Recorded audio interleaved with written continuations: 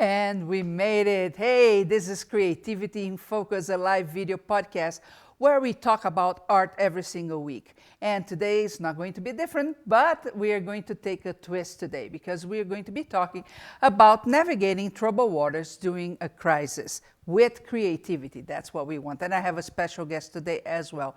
But before we dive into that, a few announcements. You're watching this live, and this is phenomenal. You know why? Because you can actually interact with us, depending on where you're watching.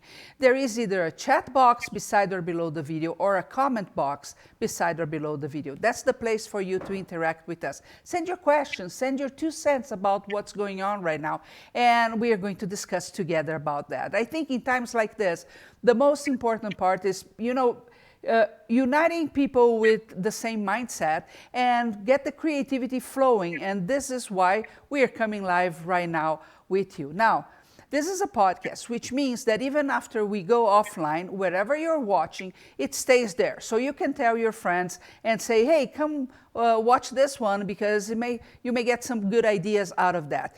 And of course, you can also get this on any podcast platform, including Spotify. So wherever you get your podcast, check for Creativity in Focus. In fact, we have over 60 interviews with amazing artists out there, and they have one mission: to inspire you to create more. Okay? And don't forget to share this podcast as well. It's content only, nobody's going to sell anything, so it's safe for you to share anywhere, including groups, okay?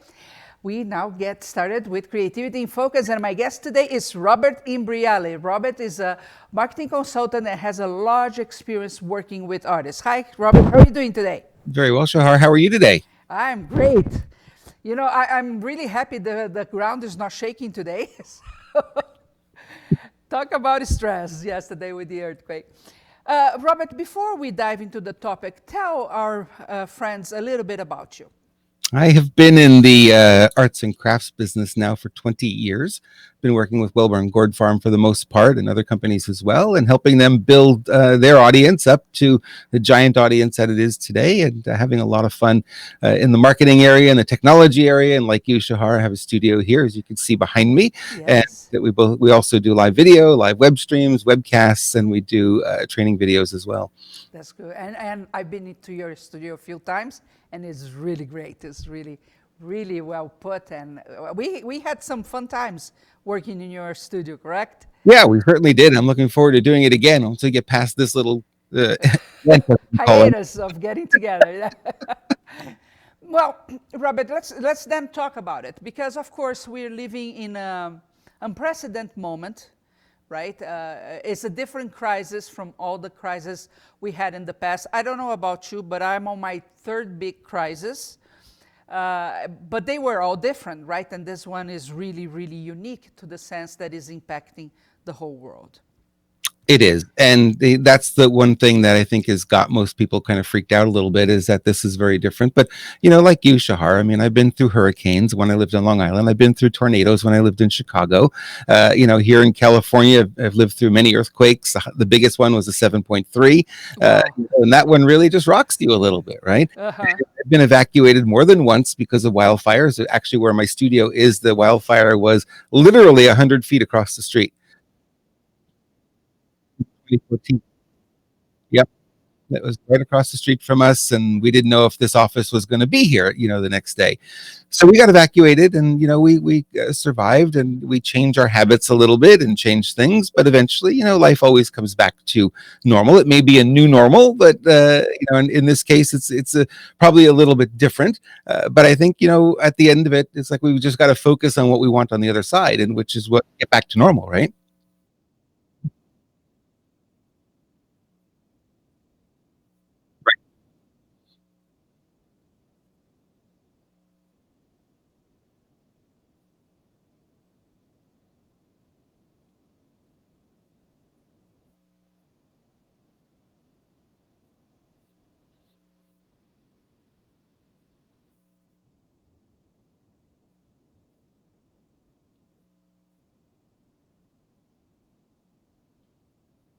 And you mentioned in one of our texts, right, that when the earth gets taken from your feet, the level of insecurity really increases, right? And because it's the unknown. is what takes us. Well, you know what it is we always expect when we jump out of bed and put our feet on the ground, we expect that ground's going to support us, right? And we don't even think about it. We just kind of take it for granted.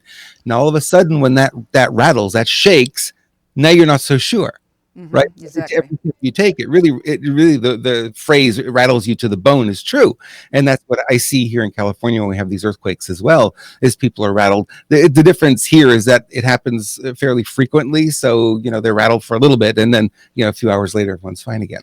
Yes, true.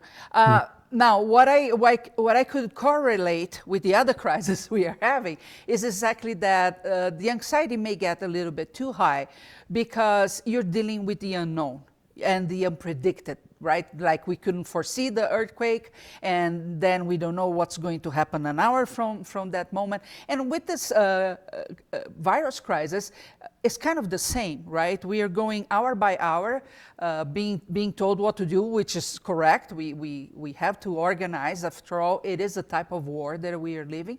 But we get anxious, right? And many times it's easier just to sit down and start biting your nails than doing anything really productive about that.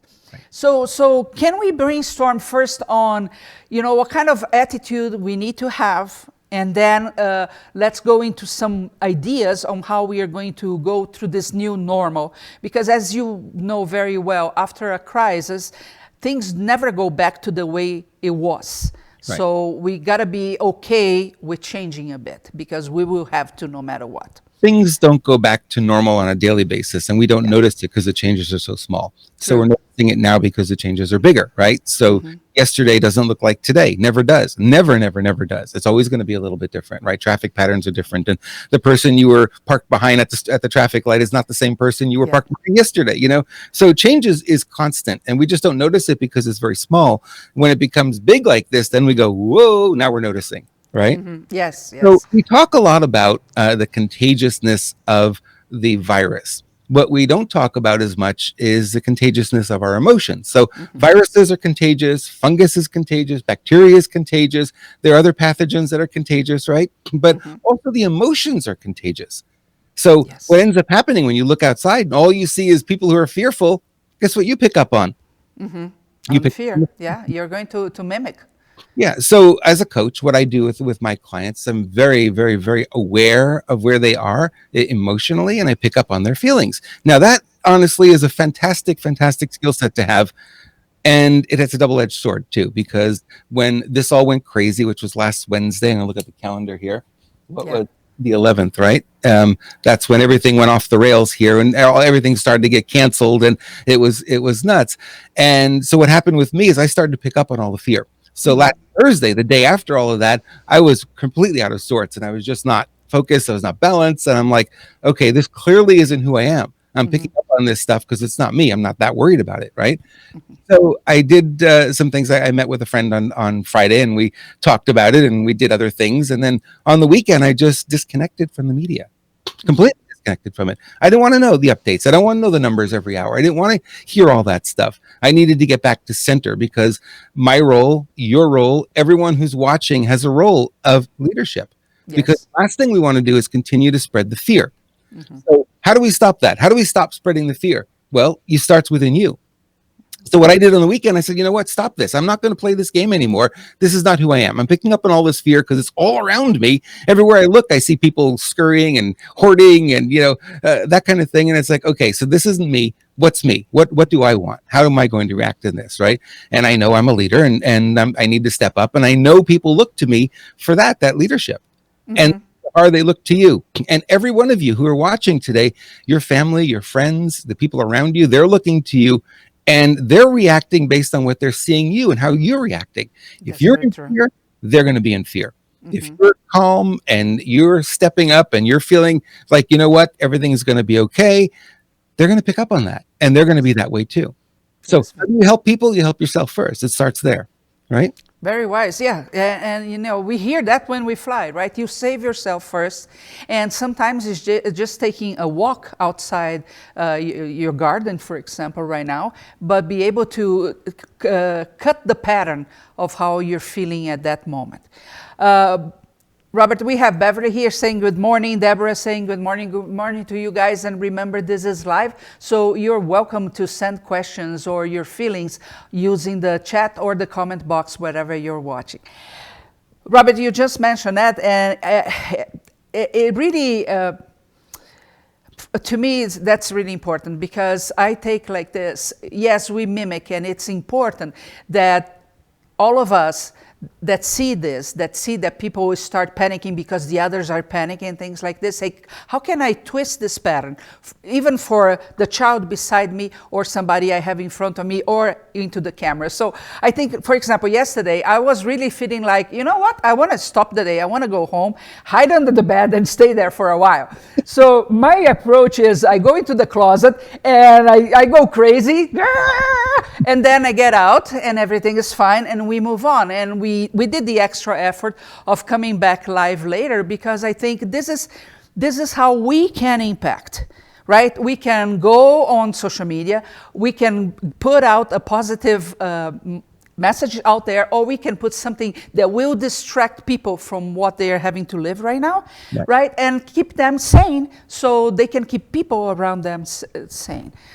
So you have to think, what can we do at this moment to help others around us? Of course, not everybody is going to be on camera, but what can you do with those beside you, right? To keep everybody going. So if this lasts long, we can all go through this, you know, and keep our sanity in place. I did a video yesterday around 4 or 5 o'clock here, California time. I went out. I decided, you know, I'm going to try to make my day as normal as it can possibly be. Mm-hmm. So for right now, we're not locked out. I can still come to my studio, and I don't think that'll change because I don't have employees. I just work by myself. So I don't think it'll be a challenge for me. So basically the video was this: try to make your day as normal as you possibly can. Mm-hmm. So going for a walk, that's something I was doing every day. And all of a sudden last week I stopped because of all of this. And I'm like, okay, is there any reason to stop? There's basically nobody where I go for a walk. There's 1 or 2 people that I'll run into, but that's about it. Yeah. And there's no reason not to do it. So I went out there yesterday and I did a little video and I said, look, here I am. You know, I'm out here. I'm enjoying the sun. I'm enjoying the day, and things are as normal as they could be. Traffic was a little bit lighter. Maybe that was the only thing that was different. But other than that, you know, do as much as you can to just let yourself know that we're going to be okay. Yes. Mm-hmm. Now, let's talk about creativity then, right? Because a huge portion of our audience, they're artists. And what's happening right now? Artists usually, they make their income from selling pieces and giving classes, right? Selling pieces, most of them still go to shows, to fairs. And everything in that arena got canceled. I actually, today I got some notice of shows that were supposed to happen during summer, they're getting canceled. So this might not be an 8-week thing. So what can we do? And we are going to talk about the practicals, about websites and things online. But Robert, I was reading about creativity in crisis, and there was a study from for kids actually, but they were saying that you have to live the 4 P's of creativity, which would be projects, passion, and play, peers and play. So projects is the things that you, and as artists, most of us, we have thousands of projects that we never finished, right? So working with those would give you a sense of accomplishment, because you're going to be doing something that was set aside for a while. And that's a very good feeling to have. I'm accomplishing, I'm finishing things. You know, things have a beginning, a middle, and an end, and the middle might be turbulent, but I get to the end and it's a beautiful piece.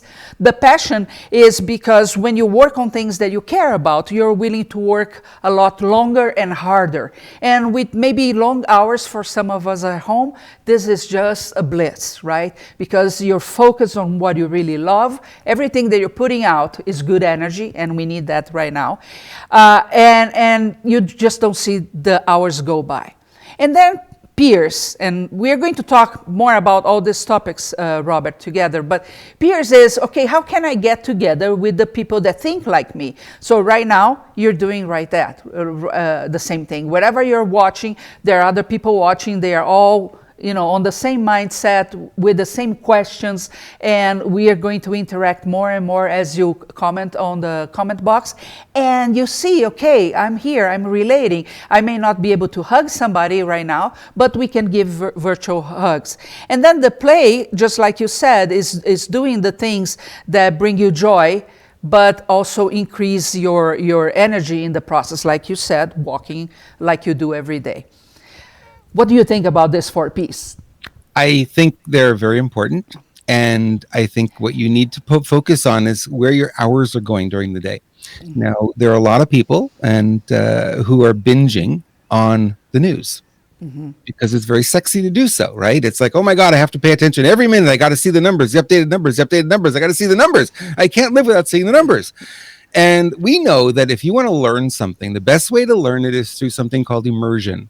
Right? You want to convince your mind or train your mind to think in a new way. You go through immersion. So years ago, when I was living in Montreal, my French was high school French, right? It wasn't very good, and I got a job working at a liquor store, and everybody in the store spoke only French. I'm an English-speaking guy, born in New York. Here I'm in Montreal, in a French-speaking, province, and my French is just high school French. But because it was an immersive environment, at the end of the summer, after working 5-6 days a week all summer, speaking nothing and thinking nothing but French, guess what happened to my English? Yeah. I had trouble with it, right? So what happened is you immerse yourself in this. You've got to be very careful about what you're putting into your mind. Now, I know a lot of people will have the TV on in the background. Oh, I don't really watch it. Your subconscious is still picking it up. Still hearing it. The energy of it is fear. So what I ask people to do is limit their exposure. Yeah, it's a good idea to check in. 10 minutes, 10 minutes in the morning, 10 minutes in the evening.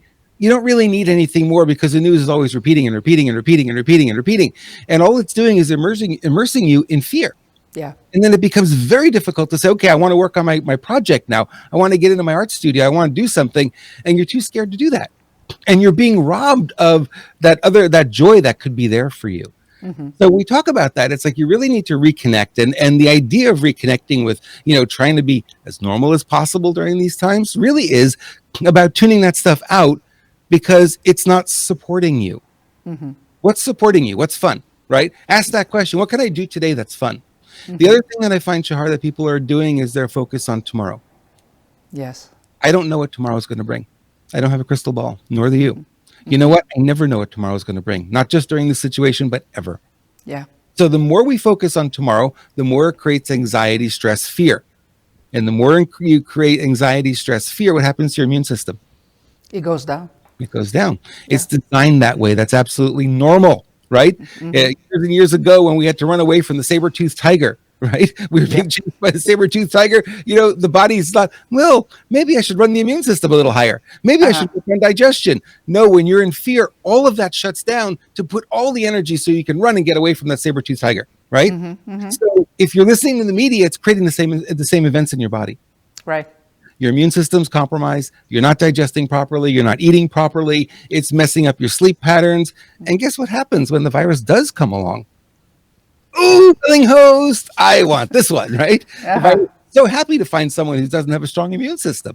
So all of this is what I'm sharing with you. All of this are the steps you need to take to get back to a really strong perspective, right? There's supplementation you can do. Getting good sleep is good. Reducing your stress. How do you reduce your stress? If you're an artist, best thing you can do is get into your fun zone, right? And you've got kids at home, you know what? Enroll them, have them do it. We're doing that at the farm now. We've been giving away Gourd boxes. People are just paying shipping and handling for the Gourd boxes. We've given over 300 away in the past few days. And they keep asking for more. So we're going to find as many as we can give away. It's like there's a limit to how much we could do that. Yeah. But we're doing it because we're giving it specifically for the kids because the kids are at home right now. Yes. And to enroll them into something that's fun other than video games. Yeah, for a little while video games are fine, but not 8 hours a day, 10 hours a day, that kind of thing. Right. Yeah, I think it is just like you said, we need balance, right? So it's okay for you to get informed, and I actually think it's very important for you to be informed, but 10 minutes in the morning, 10 minutes at night, you don't need to keep watching the news over and over and over. That's what is harmful. But also being totally detached of what's going on is not a good thing either. unfortunately, I talked to some people, Robert, that they are so not aware of what's going on that they put themselves in danger as well as everybody around them. So, just get that middle ground. Claudia is saying, good morning from Redding, California. I am grateful for my supply of stuff to keep me busy during this time. Being shut in alone could be the pits. You're right, not to panic and stay calm. Judy Rapp, I am glad I stacked up on craft stuff a couple of weeks ago, and there is always internet shopping. Karen Russo, and join groups also that do what you do, which is a great way to be in touch with your peers. Leanne, I'm learning to cherish this time. I have no control over outside forces, so instead I can breathe freely and do what brings me joy. I also avoid media overload. And Jenny, Curious Mondo is my fun zone. Yay! And we try to be here as much as possible, as you know. Robert, you mentioned the farm, so tell them what farm. Wellburn Gourd Farm. It's wellburngourdfarm.com, and we supply and support the gourd community and gourd artists all over the world. Literally, we sell gourds in every country where we're allowed to ship them to, because some countries won't allow them in, but we'll ship them wherever we can get them in. We'll ship them, and the gourd artists are really a fun group because they come from all backgrounds. So you have a lot of people who used to be painters and carvers and woodworkers, and now they discovered gourds, and gourds, every gourd is different, right? So the challenge is different on each one, and it's so much fun when they get involved with it. And it's a fun thing for the kids to do too, because it's again, it's an interesting canvas. It's not just a flat sheet of paper, everything's the same. It's here's this gourd, and it's a different shape and different size and different texture, and you could do so many different things with it.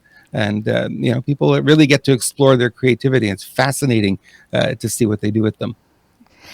So when you get a gourd, for example, I know because I've been to the farm, you choose one that the shape attracts you, and then you immediately start thinking, what can this become, right? Because it's a gourd, it has a funny format, and then you say, what could it become? It can become a lady, it can become a bird, and at that moment you start creating the other possibilities around it, right? Yep. Until the moment that you get home and you say, okay, I'm going to cut it, I'm going to carve it, I'm going to paint it, whatever is going to be the process. And you start interacting and making that first funny shape of a gourd turn into a piece of art. How is this different from us dealing with a crisis? Isn't that the same thing? Well, we have something weird, not funny, but weird, right? And then? Yeah, and you take the fear away from it. Then, if you look at the crisis from a logical perspective, right? If you watch some of the quote unquote leaders there who are giving us this information, what you're not seeing is a lot of panic in them. Mm-hmm. Right, the panic is on our side of it, not their side of it, because they're the leaders, right? But we need to step up, like I said, we need to be leaders in our own right, and do everything you can to reduce your fear, reduce your stress, and the fear and the stress is always about tomorrow. If you come back to the present moment and just take a look at your feet, take a look at the ground around you, and you go, I'm okay right now, nothing to worry about. The next moment I'll deal with when it comes. I can't worry about the next moment because I don't know what it's going to be. An hour from now, I could get a call and they could say, Carlsbad, California, shut down. Who knows, right? Yeah. I can't worry about it because I don't control it, number one. And if and when that happens, I will make decisions based on whatever the information is and work from there. But I'm focused on the moment right now. I'm here with you, Shahar, having a lot of fun today. Yeah, that's good. That's good. And actually, we get in touch almost every day, right? And I think it's just the fact that, is everything okay there? How are you going to deal with this that is happening right now? It keeps us also, okay, this is how I'm keeping my balance. I have to tell you that I also advocate, like you, not to be worrying too much about the future. But I did learn one thing when I was teaching for Franklin Covey in Brazil, that there was this exercise that asked people, how much of the time do you think a fireman spends putting fires out? What's the percentage? And the answer to that is only 2% of the time. Only 2% of the time a fireman puts fires out. The 98% of the rest of his time is spent on preparing to avoid fires. See, this different than preparing for whatever comes next. It's preparing to avoid fire. So for me, for example, Robert, the way my mind is wired, the easiest way not to panic is this. For example, I look at my business and it's obvious things are going to change. They can change to the right, they can change to the left. What am I going to do in these two situations? Well, so for example, we here at the studio 4 or 5 weeks ago, we already were having meetings on how we were going to keep ourselves protected, how we would protect the instructors that were here, how we would deal if we had to shut down. We didn't predict the earthquake, I have to tell you. But how we were going to do if we had to shut down, how to stream from home, how we could create things that would distract people that are not done here in the studio, but we can still put out there. So, when the things start really happening, in my mind, I was, okay, I'm prepared. I didn't go and bought 200 toilet papers, but I did buy an extra package, period, because I want to be sure I'm clean. And that was it. So when the crisis really came, we were okay. We've seen the scenarios and we are prepared for those. We can move on being us, right? And not being somebody that, like you said, you don't like that self that panics. I don't like it either, right? I don't want to live with that kind of Shahar. Right. So I can function that way. So I think depending on how people are wired, they have to see, okay, this is how I keep my cool, right? Yep. Yeah, and it's really true because you and I are on camera a lot, and we do live streams, and I do videos regularly as well. And people are always looking to us and saying, "Okay, how is Shahar? If she's all freaked out, oh my God, then it's time to freak out, right?" That wouldn't be good. People are looking up to you, and we have that at a smaller level, even just within our own families and with our kids, and that kind of thing. And it's real important, to really work on that panic thing. And it can be hard because your mind can take over, and boy, oh boy, your imagination could run wild. Yeah. Here's the thing.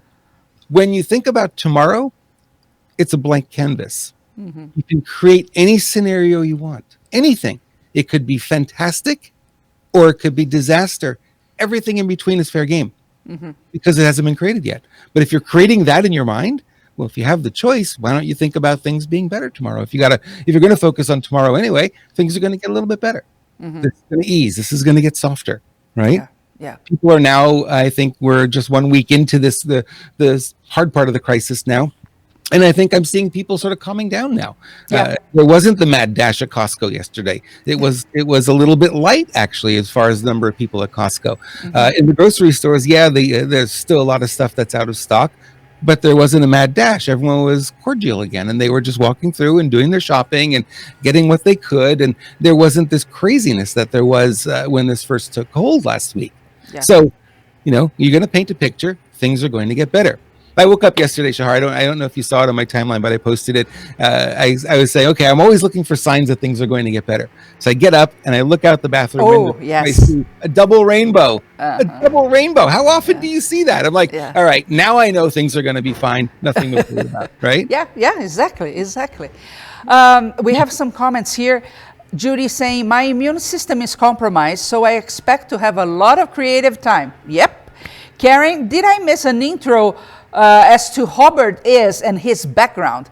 Do you mind putting that in a 30-second again? Yeah, you missed it. You got to watch the replay, right? Yeah, you can rewatch as a podcast. With Gourd Farm as their marketing and technical chief there for about 20 years. So I have a background in marketing. I have a background in coaching. Was trained by, I'll give you a different bio a little bit. I was trained by the big guy, Tony Robbins, many years ago, 1995, and have been doing a lot of coaching ever since. So I kind of combine marketing, psychology, and coaching, all of that stuff into one package that I offer my clients. Mm-hmm. So, of course, I've got a studio here, so I do a lot of video work as well, and live streams and training videos, that kind of thing. Yeah. So. Beverly's saying, this is the first time in forever without deadlines, right? Which is a good thing for all of us. We are having that because so many things were canceled that you actually can breathe and take your projects, with even more respect, right? Because they are not tied to a deadline. Karen is saying, people operate better when they know how to plan, right? I think yes, many people do. Others, it depends on how they are wired. Robert, It goes back let's to the 6 human needs, right? tell me So about it. some people thrive on adventure and uncertainty. Other people thrive on certainty. So they have to know what's going to happen tomorrow. Otherwise, they can't be calm. Yeah. People like me, fall somewhere in between. I don't really care too much about tomorrow because I have a mantra that I've had with me for since I'm like 12, and it's simply this: no matter what happens, I always land on my feet. Right? And I believe that. And that's been my experience through everything that I've been through. No matter what happens, I'll always land on my feet. And I was in the hospital with a 50-50 chance of living years ago. And somehow something inside me said, it's going to be okay. And sure enough, it was. So, if you have that kind of mantra, that kind of belief system that's really, really strong, yeah, if you need to plan, go ahead and plan. There's nothing wrong with that. If you're like me, you like a little bit more adventure in life, you don't feel like planning every little thing, that's okay too. And no one's judging us. Yeah. And that's the thing, is just don't judge yourself either. You're not making mistakes. This is all new, and we're learning day by day how to be in this new normal right now. And I believe it's going to pass. I don't think it's going to be with us for a long time. I think as a society, we're fairly resilient. We may not know it because we have been through something like this before, but I think we're very resilient, and I think we're going to pull through this okay. And if there's a moment when it's better to be a little older, it's that we've been through things, right? We have lived through ups and downs, personal ups and downs, external forces impacting our lives. So it's not like it is totally new in the format that presents right now. But if you go through your own life, you're going to see that you've been through ups and downs many times, and you're still standing. You're watching this right now for a reason, right? You not only survived, you thrived. You're here. You're in your full capacity watching this. Right. So that's very important what you said. You also told me about your being responsible for creating your own reality. Right. And I take that to heart. So every time I see my mind filling with bad things, I stop. I really stop and say, okay, I'm going to change my pattern right now. So if I'm sitting, I stand. If I'm, crying, I dry the tears and think about something funny. But I try to create that pattern because I do believe that I will create everything around it in that reality that I'm creating inside my mind. Like attracts like. That's how our environment works, right? So law of attraction. We know that if you're focusing on all the bad stuff, guess what? You're going to attract more bad stuff, right? And I think as a society, we're focused on all the fear right now, and we keep attracting more fear. So it just rises and rises and rises. So this is a minute by minute game, mind game that you have to play with yourself, and you really have to focus on where your thoughts are going and roll them back when they're going in the wrong direction, right? Yes. When people say, well, can I just do this just once? It's like, no, it's a minute by minute thing, because we're having literally 60,000, 80,000 thoughts a day. You're not going to do this just once. Your mind's going to wander off in the wrong direction, and it's okay that it does that. Just don't stay there. Bring it back. Okay. I don't want to be thinking about that. That's not helpful. What is in my present moment that I could think of that's fun or calming or that's okay, right? There's a lot of things that are okay. I'm looking at my studio and I've got all this great equipment around me. I've got all the computers that I want, and I got the best of the best, and it's like, wow, I'm so proud I was able to do that, and it's like that calms me down. It's like, so I'm not focused on what might happen tomorrow because I don't know. Yeah, true. Not that I don't care, but I don't know, and I can't worry about it. Yes, we have to worry about the things we can control. Right. And you mentioned about judging, and Caper Artist is saying this is a good time to reset all humanity's attitude. And I think you said nobody is judging, but we also need to police ourselves not to start judging everybody else. The other day, I work in front of a computer. So, every now and then you transition to social media, which is not a healthy habit many times. But you start seeing people complaining, the other people about this crisis, or the other party, or, it turns into politics. And for me, that really makes me mad, because I'm thinking, this is not the time to be judging anybody. We are in this together, and it's a moment actually where we have to unify. And it doesn't matter, it really doesn't matter if you don't agree with me in other things. You and I, Robert, we've been friends now, 10 years or maybe 7, I don't know. And we don't agree on many things, right? That doesn't impact our friendship. Nope, not at all. Right? Because we know when to put that apart and say, okay, let's focus on how we can feed each other with creativity and good things so we can both propel as businesses as well, right? Well, the truth of the matter is like there are things that we may disagree on, but the truth is, as a society, we agree on more than we disagree on. Mm-hmm. And if you were to go that route and say, okay, let's list all the things that we do agree on, that list would be like 100 times bigger than the things we don't agree on. Right. Yes. And that's where we get messed up, because the media is always, pushing those buttons, trying to get you to react. Mm-hmm. When you react in fear, when you react in anger, when you react with all these negative emotions, guess what happens to the media? You watch more of it, you consume more of it. Yes. And every time you load a page of any of these websites, any of these media websites, you see advertisements, right? Mm-hmm. Mm-hmm. They're getting paid whether you click on those ads or not. Yeah. So their game, and this is the shame of the media today, is that it is a business. It is a big business, and there's a lot of money. You and I know, because we go to NAB. We know how much money is in the media, right? Yes. We see them spending millions and millions of dollars on cameras and lights and stuff. Where's this money coming from? It's coming from the ad revenue. Mm-hmm. So the more they can scare you, the more they can anger you, the more you're going to be really addicted to the news. It is an addiction. And you've got to be able to shut it down and okay, I'm gonna peek in, get the news I need to get and get off it. I do something a little bit different. I watch some mainstream media. Mm-hmm. I don't believe most of it. I know most of it is sensationalized, and I also watch alternative media. Mm-hmm. I watch the stuff that the mainstream isn't talking about, and I find somewhere in between the two you can get a semblance of what might be truth, mm-hmm. right? Yeah. So it's not all or one. It never is. The alternative is not always perfect. The mainstream media is certainly not always perfect, but there's truth somewhere, and you can compare the two, or maybe even three if you want to go that far, and try to figure out what's really going on out there.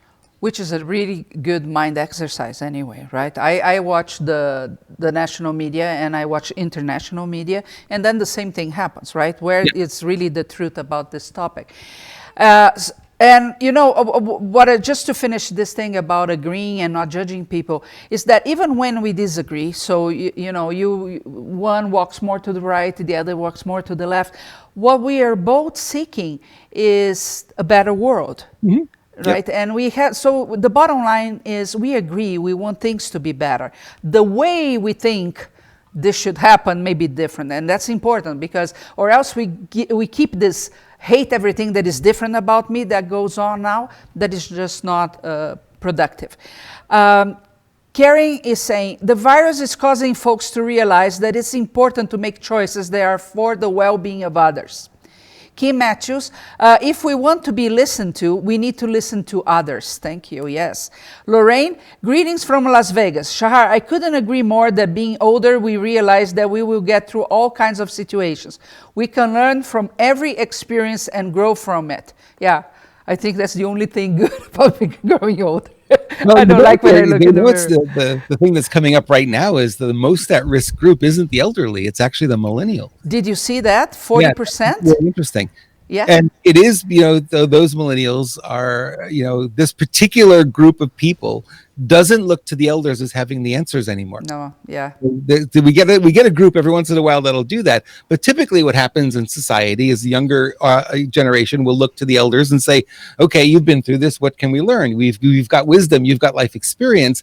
The millennials are not doing that.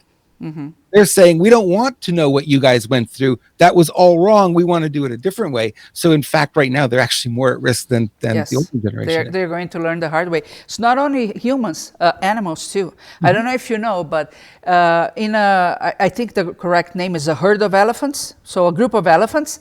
When there is a trouble youth, let's say you have that baby that just doesn't obey, doesn't want to follow the other elephants, they pair that small elephant with the oldest one in the group. And what happens is something extremely beautiful. The youngster starts understanding the process and following the rules of the pack, but the older elephant comes and plays more and interacts more with the rest of the society.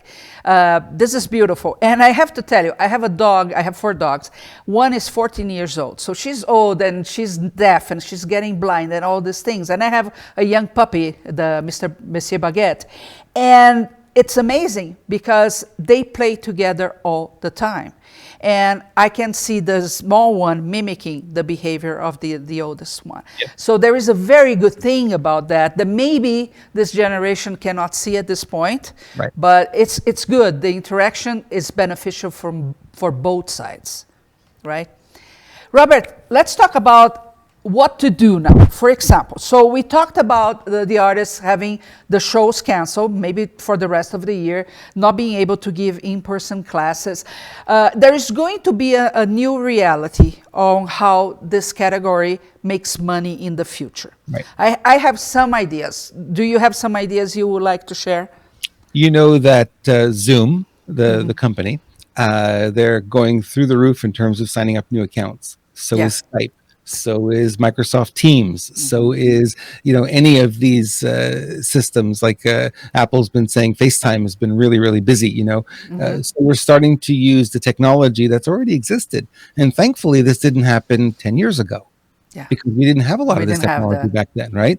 So, if you say, hey, I'm an artist and I would love to do a little presentation on what I'm doing, you could do that. You've got Facebook Live. You don't really need anything more than one of these guys. Yeah. You've got it. You've got a 4K camera in your hands for most of you, and really high quality video and decent sound. You don't need fancy lighting. I've got fancy lighting. You've got fancy lighting. We don't really need it anymore because these cameras are so well built that if you really wanted to get out there and say, oh, I'm going to teach a little class, I'm going to show people how to do whatever it is that you're good at, people will follow that. True, and true. Now you're seeing, one of the internet service providers up at the farm, they sent us a note and said, usage has spiked in the past week. So we apologize. We can't provide enough internet. So now they're trying to put more internet in there. That's becoming an issue. Home, we're all online. Yeah. So we're using the tools. Curious Mondo's got a lot of great courses, and certainly worthwhile jumping in there and getting some of those, getting access to them, and learn something new. This is an opportunity. So for a lot of the clients I work with, coaches and doctors and that kind of thing, doctors are being forced to shut down their offices, and hair salons are shutting down, dentists have shut down, and I was telling somebody yesterday, it's really going to get ugly out there. No one's going to get a haircut, not going to get your teeth cleaned, you can't get a manicure. It's really going to start getting ugly. So we look at that. We say, okay, so what is the thing to do, right?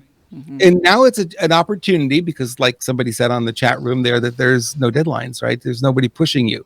So you can create new habits for yourself. You can take care of yourself better without the excuse of, man, I got to get up, I got to go right away every morning and forget about eating right. No, now you can take the time, you can eat right, you can have your coffee and enjoy it. You can, all the things that you don't normally get a chance to do. I'm doing, personally, I'm reworking some of the coaching programs I have. I'm planning to do a new course, which I was going to launch last week, by the way. Lucky I didn't do that. So I'm going to do it as a video course now rather than live. And I'm going to put it together and I'm going to go in the studio and record it. Now it's a great time because I don't have any clients coming in. Nobody's asking to come to the studio. No one's coming through here, that kind of thing. And, so without a lot going on, then it's a chance to reformat. I made the mistake in 2008, and I know a lot of people did. When Obama got elected, the economy went right, and it was totally filled with fear because Obama basically declared war on small business. So everyone went, whoa, and all the investing stopped, all the buying stopped, and the economy really came to a screeching halt for many of us. So many of the people I know were out of business. And one of the mistakes I saw happening is that when that happened, a lot of them said, well, I'm not doing the business I was doing. I'm not going to do it anymore. I'm going to start something new. In the middle of a recession, you're going to start something new. Okay, it might have sounded okay. Every one of them failed.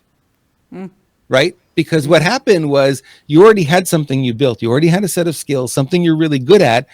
And you said, I'm going to abandon all that. I'm going to do something new. Start at zero again. Yeah. Right? Yep. So it was really hard. Every one of them came back to doing what they normally did. Took years, 2012, 2015, 2016, before they finally recognized that they needed to do that. But they came back to their strengths. So instead of jumping ship, what I would suggest, and instead of freezing and cocooning, which is what a lot of people do during this time, I would say continue to build. Continue to work on your skills, continue to work on your abilities, continue to work on finding new ideas, new things that you can do for yourself, for others, that kind of thing. And when this turns around, because it will turn around and things will get better, I guarantee that. I don't guarantee a lot in life, but this one I know. I've been through it enough times to know this is going to be fine. And you're gonna question, you're gonna go, wow, I should have used this time to have done this. I've learned a new skill. Maybe I start working with Gourds, or maybe I watch a course that you've created, Shahar, and then we learn something new, so that when things turn around and the money starts flowing again, because it will, it can't be shut down like this for very long. The economy won't survive. It's going to happen, right? And you want to be ready for it. So this is a time to prepare. This is a time to learn, to grow, to build yourself, make yourself stronger, because when it turns around, we're going to be back on the treadmill again. Yes, that's true. That's true. Right? Like you said, not starting something new, not going on a total new journey that you're not familiar with, is a very sound piece of advice. This is not the moment. You have to get the skills that you already have, and work with that. What you said about going back to normal, there was a time, I think it was about 20 years ago, in Brazil, that we woke up in one morning, and I remember I had a production company, and I went to go to work there, and my sister actually came in and said, "You don't know what happened. Everybody has only $50 or reais at that point." So every single person in the country had $50 in the bank. Everything else had been taken. And society went upside down at that moment. And it really, there were seconds there were, I think, many hours that we were thinking, now what, right? And things have to be shifted and things have to be modified, but we all survived and we thrived later, right? So like you said, it doesn't matter how difficult it gets, the mindset on how you're going to go about it is very important. With that said, Robert, we have to look also where things will really trend. So what I want to say is this: we know online shopping is high right now, but it's high for big companies, right? So Amazon can complain, a lot of people cannot complain. But we artists, many of us don't care about online, or we rely on one specific social network to promote and sell what we have. What I believe is now we have to get into the mindset of, I will not be able to put my pieces on a gallery or an art walk for the foreseeable future. Maybe I need to become the gallery. Maybe I need to get in control of an online environment or a website and start working that. Because if you're doing only on social media, or if you're using one of the platforms that sell crafts, things are changing there as well. Rules are becoming very complicated. Fees are becoming quite scary. You don't have control over those platforms, right? You only have control over what you own, your website. And yes, it is difficult to make it work, but I actually think it's less work than trying one of those platforms. But what you cannot be doing is what you've done so far, right? You have to ramp up the game a little bit, or else things are going to get dire. Do you agree? You could get a handful of artists together. Let's say you get 10, 15 artists together, and all of you decide we're going to build one website, and we're all going to put our artwork on that one website. We're all going to promote it, right? And all the art is in one place. And, the money's going either through PayPal or whatever. And, and the money comes in, you just distribute it. You can create your own website now. And yes. There are tools out there like squarespace.com, things like that just make it so easy for like $9 a month, right? Yeah. Really, really cheap to do it.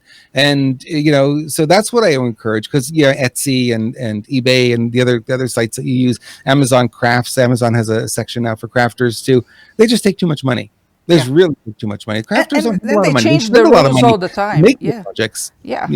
And they change the rules all the time, which you cannot control anything. So you have to be careful.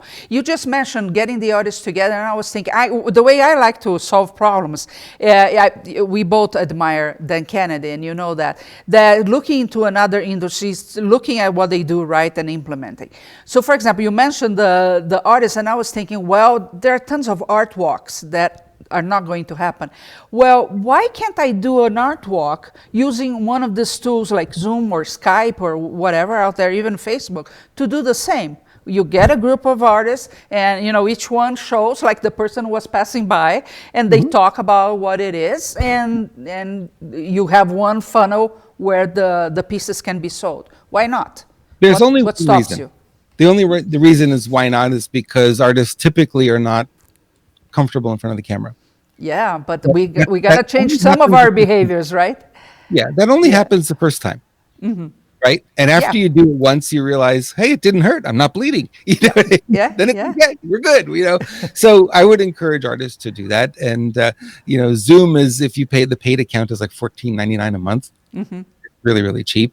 It's really, we're not talking tons and tons of money here to be able to do something like that. That's a great idea. I would love to have an artist come on and hold up their artwork and tell us about it, what you did and what inspired you, why you chose blue instead of red. Tell us what you did and how you did it and what the meaning is behind it. Yes. And then you could say, and anybody who'd like it, I'm selling it for $50 or whatever. And put the link in there to pay the $50. The person who pays for it first gets it. And there is nothing wrong about asking for people to pay, correct? No, because that's another big thing that people think, oh, somebody said I'm selling too much. And I always think, did that person buy at all, ever, from you? Because you get those complainers, but they're never going to spend a dime with you. Now, you have bills to pay, right? Like I have, like you have. So at some point, you got to ask for the money. To buy. Gosh, right? Stuff's cheap. Yeah, true. Claudia is saying, you are so right about the news. I tune in once a day, and that is plenty. May we realize in this the things that are really important and what is not. I hope that people will begin to calm down and think things through more clearly. And Louis is saying, as a gallery owner, I'm reinventing my business every day. I currently represent over 60 artists. I work for them. Yes. Joanne, how do I get over the fear of asking money for my artwork? That's a very good question. That's an easy one, right? So you look in the mirror. For me, it is. Right? You got to look in the mirror because the fear is about self-esteem. It's about fearing being judged. It's like if I tell you I've got this supplement here and I'm going to sell this to you and I made it, it's something that I crafted and created. Well, if you say no, I take it as a rejection and it hurts. So that's the fear. It's going to hurt if somebody rejects it, right? And you got to not look at it that way. You've got to look at it as I'm me and this is something I created. That's that. There's a separation here. And you really need to pay attention to that gap and realize it's not part of you in that way, right? Somebody may reject what you've created, but they cannot reject you because they don't know you, right? You're the only one who knows you enough to reject you. So if you reject you, that's where that problem comes in, where it's really difficult to ask for money. It's just like you don't think you're worthy. You don't think you're worth that much. You don't think your talent is good enough. And it's really difficult, as a photographer. I've been a photographer. That was my first career. Went to school for commercial photography. It's like I would take photos and I would know everything about that photo, so much so that I couldn't realize how good or bad it was. I had no way to judge it because I'd seen the whole process from start to finish, from taking the photo to developing the film to making the enlargements to framing it, all of that. I've seen the process all the way through. And there was no way that I could be objective about how good or bad it was. And it was challenging sometimes to price things because I didn't know, right? So I started to look to other people and say, okay, what are they charging? And I thought, well, $100 a photo. Yeah, I think that's right. And I started to get that. And then I saw people charging $500 a photo. And I said, okay, I think that's right. And I was getting it so that people were telling me, okay, your work is good enough that it was worth that amount of money. Right? Yeah. You said so many things that I want to develop on. Yeah, we don't have another hour. But think about this. Like you said, the no is not to you. It's to whatever they think you're trying to sell. But the other thing is you believing that what you're asking is the fair price. If you don't believe on whatever amount you're asking, people are not going to pay. So it's important for you to believe that. But as you said, when it was with the pictures, you knew the whole process. Well, so the selling part, Robert, becomes really storytelling.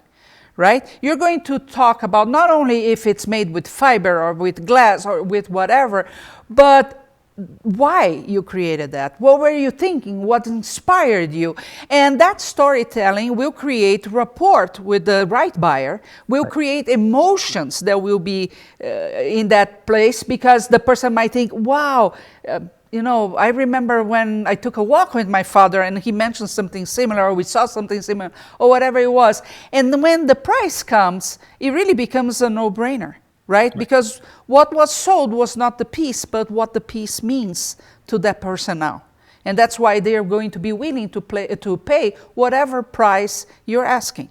Right? So I think it's important for you to, as an artist, not focus only on the process of what you made, but the why, the story behind it. Right? Because we are visual storytellers. Really, at the end, that's what we are. Right? We create something that meant something to us when it was being created, and you need to tell that to people. And then the price itself doesn't become that important. I think we put too much weight on the money part, right? Because yes, we grow up thinking, and depending on the religion you have, money is really dirty, right? Money is something you shouldn't have. And like it or not, you grow up, I come from a Catholic country. We grew up with guilt, right, of everything. So if it's that way, you have to revisit your beliefs and start thinking, money is a necessary thing for me to accomplish what I want for myself and to others around me. And I think then you change your perspective. Agree, Robert? You do. Money has a lot of emotion tied to it, and that's the hardest thing for us. So we think money, because it's so painful for so many of us, it's hard to come by, it's hard to get a hold of, it goes away real quickly. And so we think if we're asking for a lot of money, we're inflicting pain on somebody else. Yes. But you can't transfer your thoughts and your feelings about money to somebody else. You've got to let them have their own thoughts and feelings about money. So you might say my work, is worth $100, and boy, that feels like a whole lot of money. To somebody else, $100 is, they use that to blow their nose. It's not a big deal, right? Yep. So that's the thing. When I had to learn this in coaching, when I first started coaching, I was charging $75 for an hour. And the reason I chose that is because lawyers were charging $125 an hour at that time.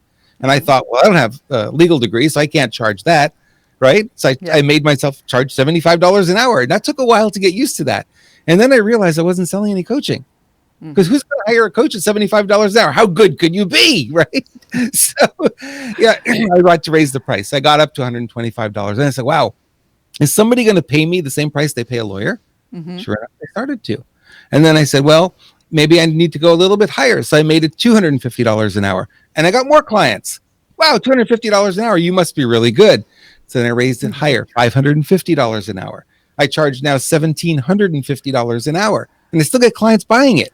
Yep. Why? Because I'm not selling the hour, right? You're not selling the art piece. You're selling the story behind the art piece. You're selling something that's going to beautify somebody's home. You're selling something that they're going to look at every day and feel good about. You're selling the feeling, right? When you sell music, what are you really selling? A digital download? No. People are buying the emotion. How the song makes them feel. That's what they're buying. It's pure emotion. So you get attached to that, and you say, okay, so what am I selling when I'm selling art? It's the same thing. Yeah, it is. And they're going to feel good about it. They're going to look at it and they're going to feel good. This is going to add some beauty in some way to their lives. What's that worth? What's it worth? I don't know. I've paid $1,700 for art that's in my house, right? Didn't bat an eye on it. Why? Because it meant something to you. Yeah, you see that. Story behind it. I knew the artist, and it's like there's a piece of them in there, and it's like it just brings back so many. It's no problem. I'm paying the money. Yeah. Right? And you have to understand that what you're providing is value, and you're just exchanging that value for money, which is another form of value, right? So whatever you do, even if you're not an artist, that's what you're doing, and you have to be comfortable with that. Melissa Terlisi is saying, hi, Curious Mondo, great ideas. Deborah Wogan, great idea about creating an online art walk. Love it. Judy Rapp, I never know how much to charge and often give stuff away. Karen G, it may be easy to add up materials, but you have to add the value of one's time and talents. And Claudia, Shahar and Robert, thank you for this discussion. We could be here all day, just saying, right? We usually, when we get on the phone or on our FaceTime, we go for hours, right?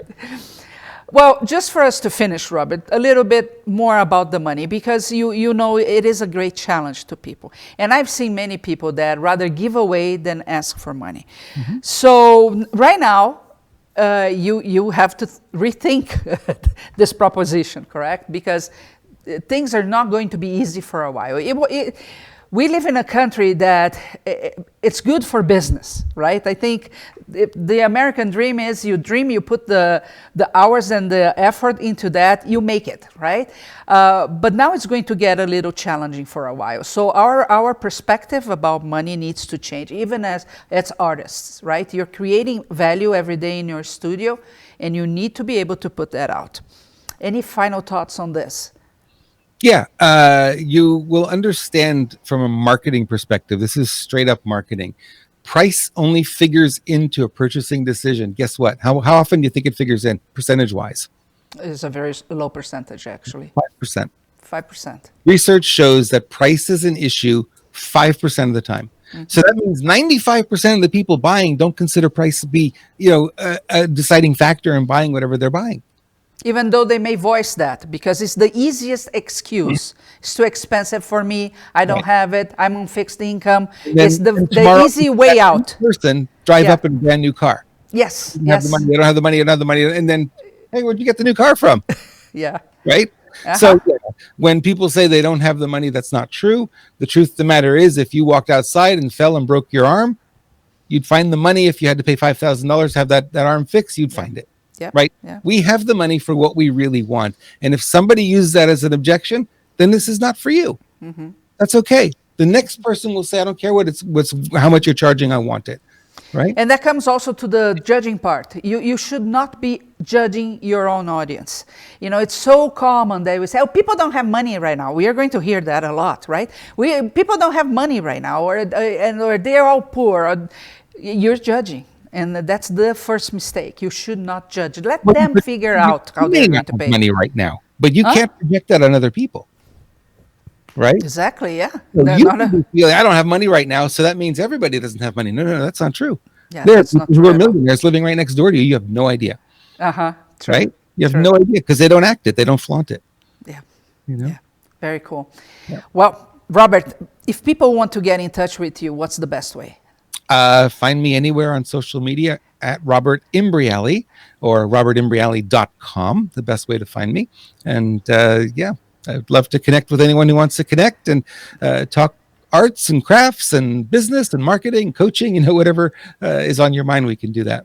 Yeah, and even if live streaming is a possibility for you and you want to do in a way that is more structured than just your cell phone, you offer that in California as well as we offer here in Salt Lake.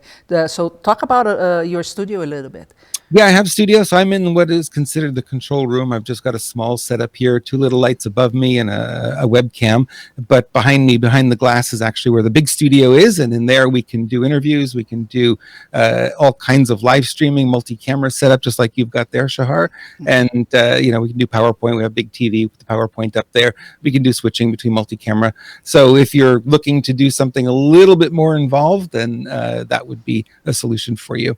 Yes, because creating new products for you right now may be a huge option. For example, as a course, an online course. If you cannot go and give classes, but you were doing that, well, you already have the course ready, right? So if you want to have in a very structured way, and you're in California, Robert is the to-go person. If you are in Utah, or you can come to Utah, we are here. If not, get your phone and still do it, okay? It's better to create something that you don't think is 100% perfect, but put out there, see the reaction of people, and start generating cash, than to wait to the moment where everything is perfect. So depending on where you are, there's a different solution.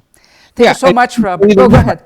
If you've got questions about how to do a video or something, you got questions, reach out to either one of us. We're happy to help out. Yes, of course, we are. Okay, thank you so much for being here today. I wish we could stay 2 more hours talking about this. I think it's really important for us. I believe in difficult conversations, in the sense that you don't hide things that are happening, and you don't paint with, pink color everything, because not everything is pink right now. But you discuss about it so you can process that inside your brain and learn to deal with it in a different, more productive way. And I hope we also put out there some ideas of things that you could be changing, tweaking a little bit, and implementing, because now you do have the time for that. So use to create more things around what you were doing, to finish your projects, of course, because that will give a feeling of fulfillment that will trigger other actions from you, and really limit the time that you were spending looking at negative news, wherever they're coming from. Correct? Correct. Absolutely. Okay, this is Creativity in Focus. We also spent our time saying, okay, how can we keep people entertained and engaged in what they love during this difficult time? So we have more things coming that are different for you. Look every day on our Curious Mondo Facebook page, because our instructors are sending how they are creating right now and what they are doing, and the space that they have is just fun to watch. We put a new one every day. Go look for that, and many more things to come. And next week, a replay, because we are all going to be home. Basics of knitting. Wow, this is the time to start knitting that sweater, isn't it? So come learn with Sarah Scott. She's phenomenal. Okay, I'll see you back here soon. This is Creativity in Focus. You can find this anytime, wherever you're watching right now, or on any podcast platform, including Spotify. See you next time.